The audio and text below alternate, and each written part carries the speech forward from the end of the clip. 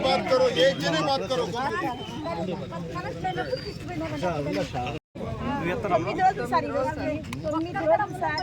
అసలు హాస్పిటల్లో కూడా ఆ పిల్లలకి సరిగ్గా వైద్యం చేయలేదు సార్. అసలు ఆ వీధిలో ఒక లైట్ కూడా లేదు.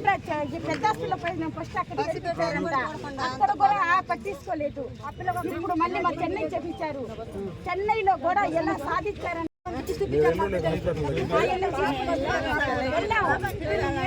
చెన్నై కూడా వెళ్ళాం సార్. అసలు అలాంటి వాళ్ళకి ఉరి తీయాలి సార్. ఇక్కడ చంపారు అసలు.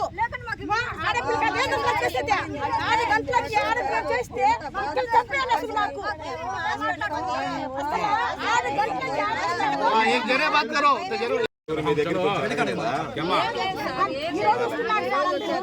ఆ రోజు నుంచి ఏదో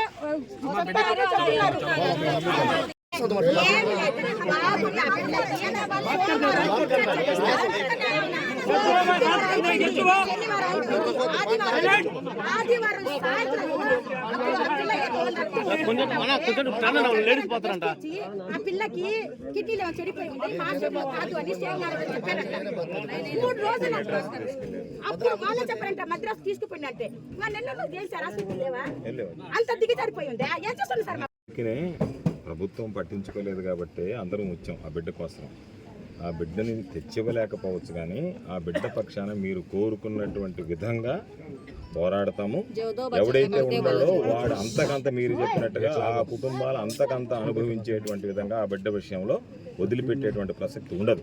ఎవడు ఎన్ని చేసినా అదే ఏం చేస్తామనేటువంటిది అన్ని విధాల ప్రయత్నం చేసి, ఎన్ని రకాల ప్రయత్నాలు ఉన్నాయి అన్ని రకాలుగా చేసి ఆ బిడ్డ మీ కుటుంబం ఈరోజు ఎంత బాధపడిందో అంతకు 10 రెట్లు వాళ్ళు బాధపడేటట్టుగా తీసుకుంటాం. అన్ని విధాల్లో ప్రభుత్వం మన చేతిలో ఉంటే అది వేరే విషయం. లేకపోయినా ఖచ్చితంగా ఆ బిడ్డకి న్యాయం జరిగేదానికి, ఆ బిడ్డ ఉసురు తీసినటువంటి వాళ్ళు అంతకంత అనుభవించేటువంటి విధంగా చర్యలు తీసుకోవాలని వచ్చాం మాట్లాడడానికి.